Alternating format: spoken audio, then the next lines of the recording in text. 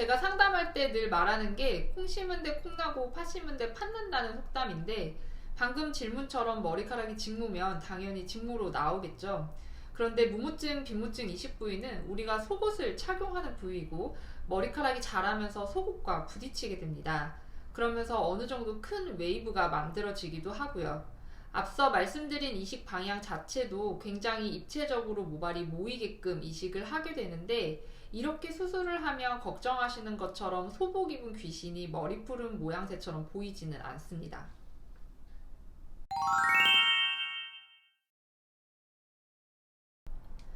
네, 머리카락을 잘라줘야 해요.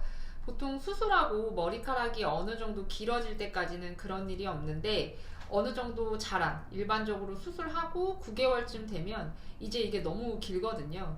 안쪽으로 말려 들어가서 약간 불편하실 수 있습니다. 물론 개인 차이는 있어요. 제가 수술 전에 미리 말씀드렸지만 본인은 풍성해서 좋다, 괜찮다고 해서 아예 안 자르고 계속 기르는 분도 계셨거든요.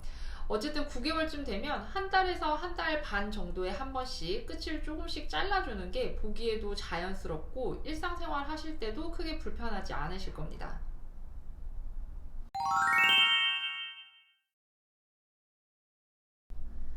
아무래도 이 수술을 하시는 평균 연령대가 좀 높다 보니 이 부분에서 우리가 자유롭기가 어렵습니다. 흰머리 심으면 흰머리 나겠죠. 우리가 뒤에서 모발을 갖고 오는 방법은 크게 절개와 비절개로 나뉘는데, 절개의 경우 모판이라고 해서 두피의 일부를 잘라내서 이식에 맞게 모발을 분리하는 과정을 거치게 되고, 따라서 중간중간 섞여있는 흰머리를 골라서 채취하기가 어렵습니다. 비절개의 경우 드문드문 채취하는 방법이기 때문에 상대적으로 검은 모발 위주로 채취를 할 수 있기는 하지만, 한 모낭에 보통 두세 가닥이 있는데 그 중에 한 가닥이 흰 모발인 경우, 이 경우에는 흰 모발이 채취가 되는 거죠. 그래서 절개든 비절개든 흰머리를 완전히 채취를 안 할 수는 없다. 특히 흰머리의 비율 중요하고요. 그리고 뽑은 모발은 다시 안 나기 때문에 흰머리를 골라서 이식을 하게 되면 필요한 모량에 비해 더 많은 모발을 채취해야 하는 것도 문제지만, 버려지는 모발이 그만큼 많아지는 문제가 생길 수 있어요.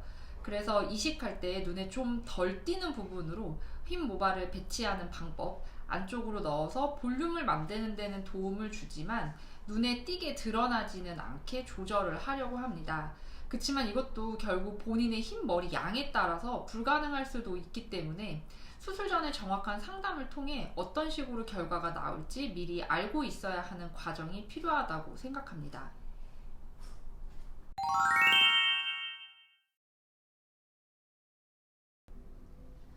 실제로 무무증, 빈무증 때문에 오셨다가 헤어라인까지 하루에 다 하고 가시는 분들이 많습니다.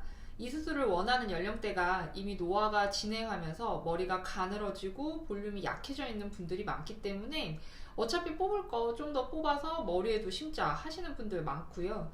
이런 경우에는 우선 필요한 모발의 양이 실제 채취가 가능한지가 우선 중요합니다. 따라서 상담을 통해서 정확히 진단을 받고 계획을 세우시면 될 것 같아요.